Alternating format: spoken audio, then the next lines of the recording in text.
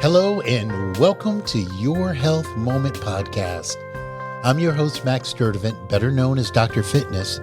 On this podcast, I want to give you the tools to start, continue, and never give up on your journey towards health.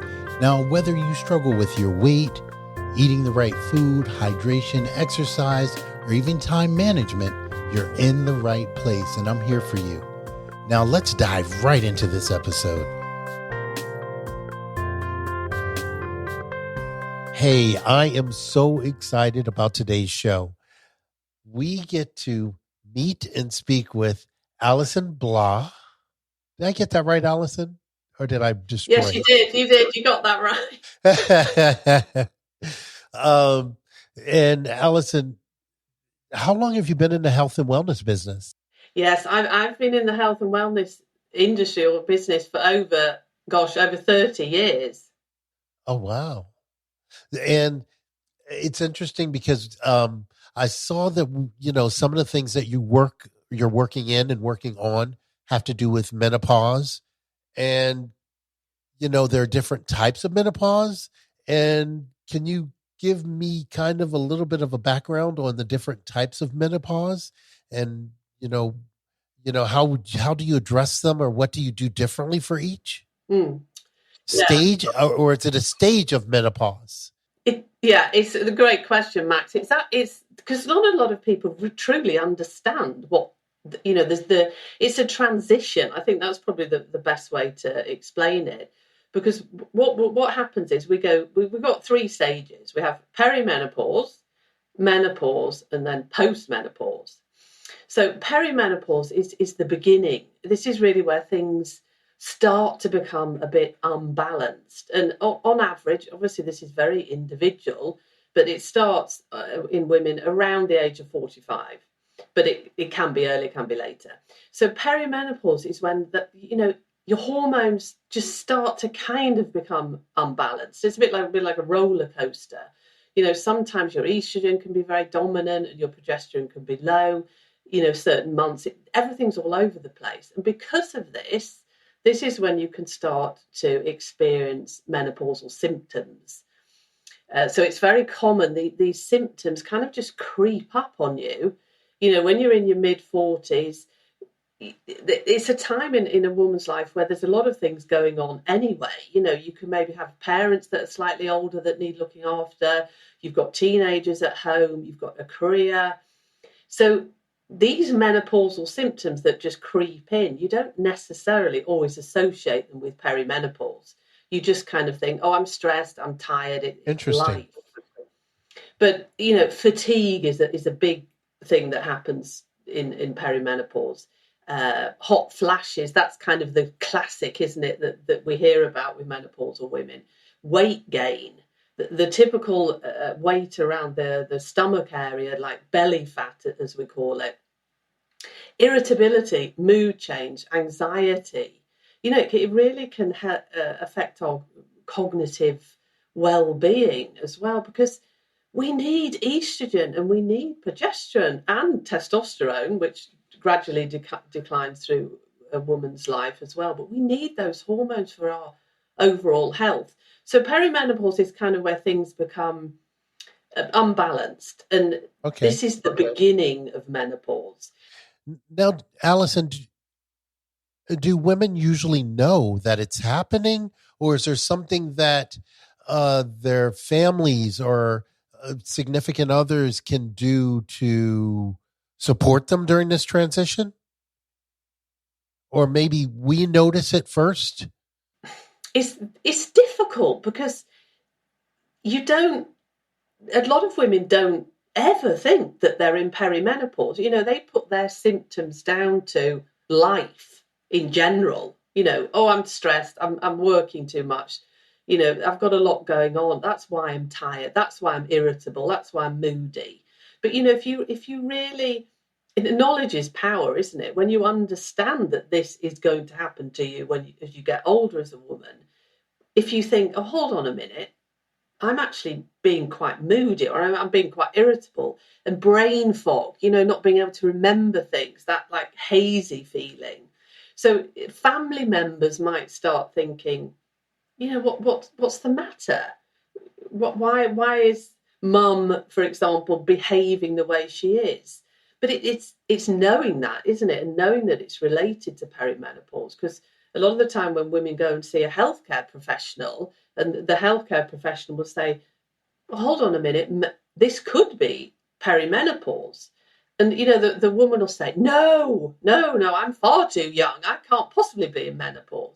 So it's a difficult one because it creeps up on you. But I think the most important thing is to be aware of the symptoms. I mean, hot flashes that's your classic symptom. So if you're starting to get those, that really is a sign that you are having, your hormones are becoming, they will decline over years, and that leads to many different symptoms and health outcomes. But perimenopause is that phase. It's kind of the transition into menopause, and what menopause is really is when you haven't had menstruation. So when you haven't ovulated for a year, you are then in menopause. And so when we think of menopause is actually really only one day. It's the day after you haven't had a period consecutively for a year. You are then in menopause. I mean, meno means menstruation, pause is the stopping of. And then all the time after that, you're in what we call post-menopause. So that is where your hormone levels, you're not ovulating anymore. So estrogen and progesterone are very low. Your body still produces a very small amount via your adrenal glands that sit on top of your kidneys, but you have very low levels of hormones. If, of course, you can take hormone replacement therapy if that's something that you want to do. But and post-menopause is the rest of a woman's life. I mean, we're living much longer. It'll be 30 plus years. Alice, how have you seen menopause, perimenopause, and postmenopause, and of course menopause, impact a woman's ability to exercise and continue their exercise regimen and get really good results?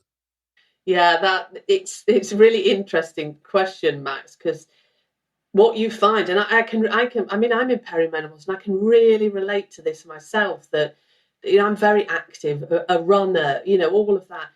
I just can't. I don't have the energy to go running long distance that I had before.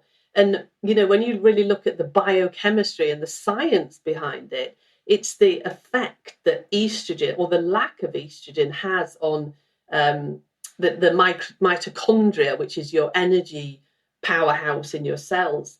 And it also it has a huge effect on our metabolism, our energy levels. So what happens when women come into this phase? You need to look at exercise in a different way. You need to maybe not do that like super high intensity all the time.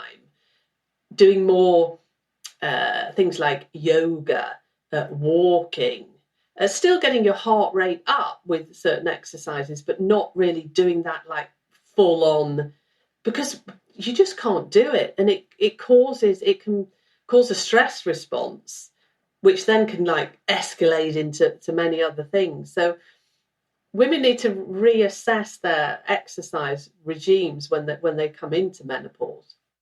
Oh, so hey, if you've been doing CrossFit prior to menopause, uh, maybe he's back on that. Is I think what I'm hearing, possibly. Yeah, and I think naturally, I mean, obviously this is very individual, and I'm sure there's many women out there that carry on with it, but you will notice a change. You'll notice that you won't have that same amount of energy. And rather than just trying to fight that, what I would recommend is say, okay, I'm going to find some other form of exercise to do that suits my body more at this phase of life. Because we change, don't we? I mean, the way that we work out, the exercise that we do, we have to adapt. I see that with men as well. I'm 58 now, so I have totally changed the exercises that I like to do when I was in my 40s. Now that I'm in my late 50s, my body responds really differently. Uh, My energy level is very different. And I think I rely more on habits that I've created to sustain me, because if I didn't have some of the wellness habits that I've adopted, I don't know if I would have the wherewithal to continue to be as motivated and consistent with exercise. Yeah, yeah, it's a great point. I think we have to. There's many different phases to life, aren't there? And this is just a part of life. It's a natural phase a woman will go through, and it's really, rather than fighting it, just thinking, okay, well, this is how I am now. I'm going to maybe do different forms of exercises, and you really have to just look after yourself a bit better when you get older as a woman, and accept that this is happening and have the knowledge. And I think once you understand why, estrogen and progesterone and testosterone are so important for a woman, and we tend to think of them as sex hormones, don't we? Which they are, but estrogen and, well, all of them are so important for other bodily processes. I mean, bone health, heart health, cognitive health. They're needed. We have estrogen receptors all over the body. They affect every single system. They definitely do. What has helped? Do you have any recommendations to actually help women that are going through menopause? Is there something they can do with exercise? Well, you mentioned with exercise, maybe look for not as much impact, or something like yoga or maybe Pilates. But when it comes to nutrition, do you have thoughts about that? Or even sleep? Do you have thoughts about that? Yeah, sleep. I mean, that's a huge one, isn't it? And that again is an area that can really be affected during perimenopause and menopause, because it's, again, we need estrogen for it helps in the production of melatonin, but what you can find is that women suffer from night sweats, which obviously keeps you awake.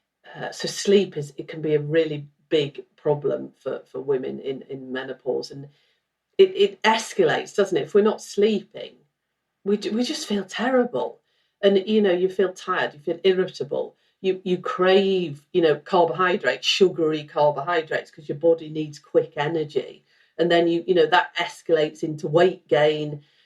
So sleep is a really big thing, and it's I mean, you could do a whole podcast on sleep, couldn't you?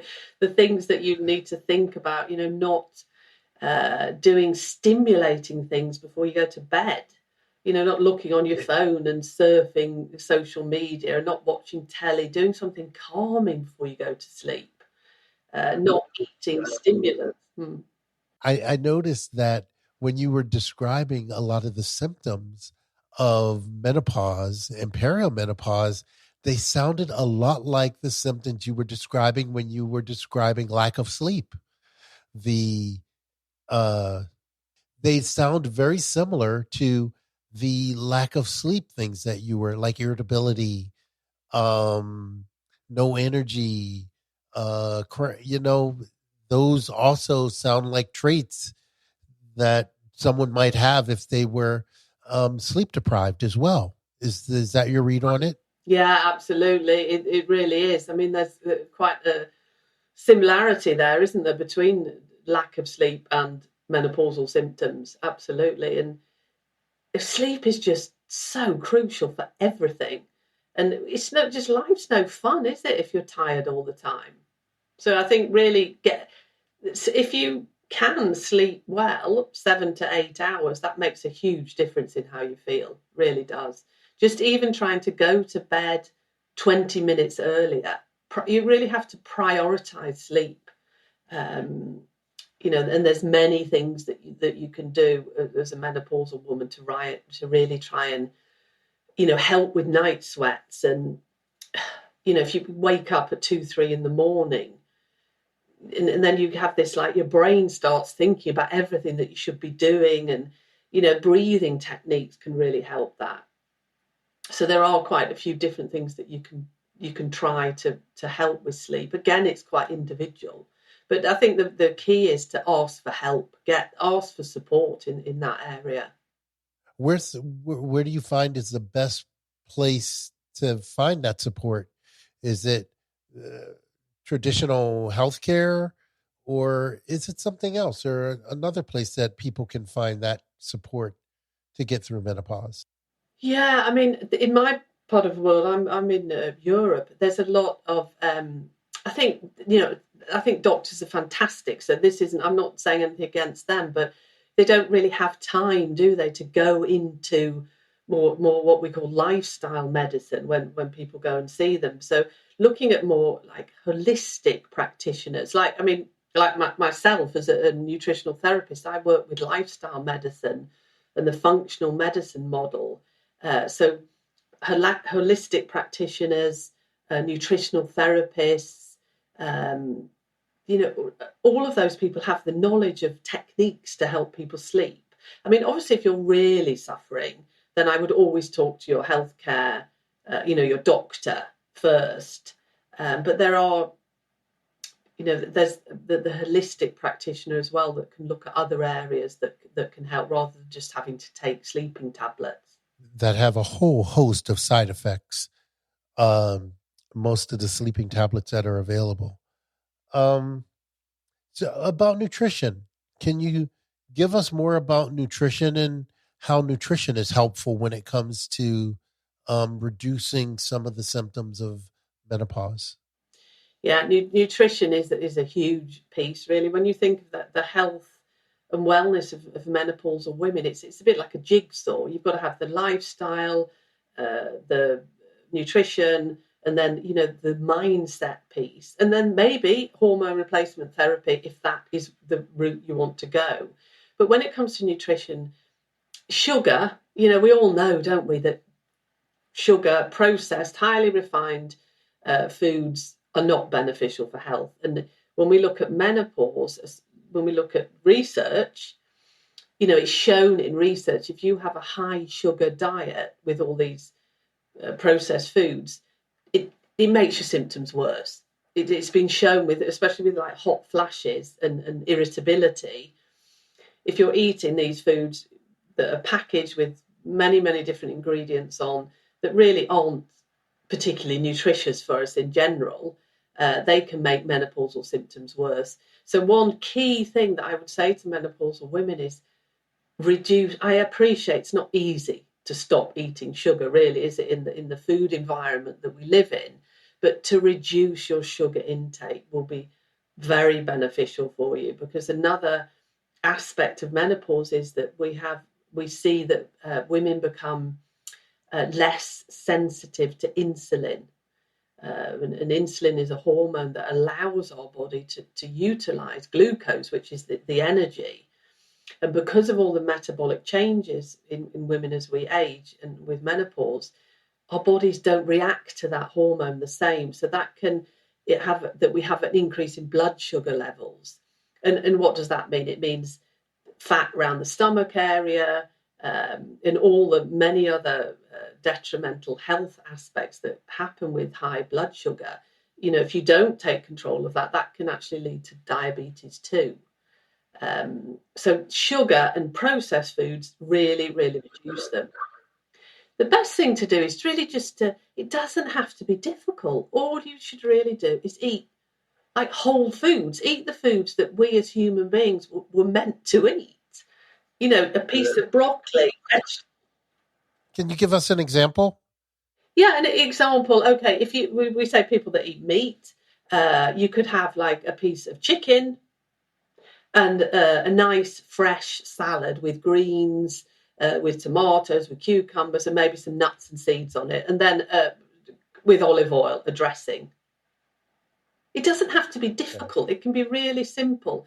And when we come into menopause, because of all the changes and the insulin, less insulin sensitive, when menopausal women should really, we can absolutely eat carbohydrates, but we should get carbohydrates from whole foods like whole grains that are rich in fiber and vegetables, and reducing our carbohydrate levels. We don't need to have like half the plate full of carbohydrates. You should have a palm size full of protein, protein like chicken, fish, nuts and seeds, beans, soya, all of those delicious things.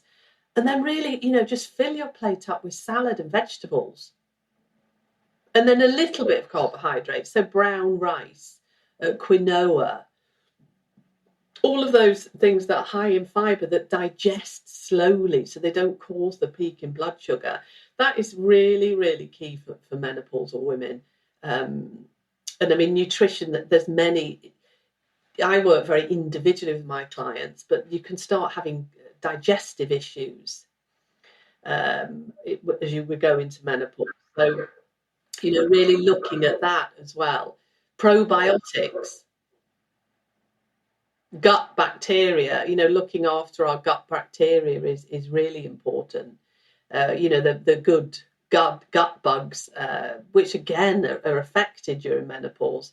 So eating things like kimchi, sauerkraut, all the fermented vegetables. So our gut bugs love those. So things like fermented sauerkraut is a great one, and kimchi. You can actually make those at home. Sauerkraut's quite easy. I didn't realize sauerkraut was easy to make. Yeah, I've actually got a recipe on my website, Max. You can go and have a look at it. It's just white cabbage and salt, and you kind of like massage the cabbage until you break down all the fibers, and then you put it in a big glass jar, very, very tightly, and basically just leave it to ferment. And you just open the lid every day and let out the gas. It can be a bit smelly when you do that, but apart from that, it's fine.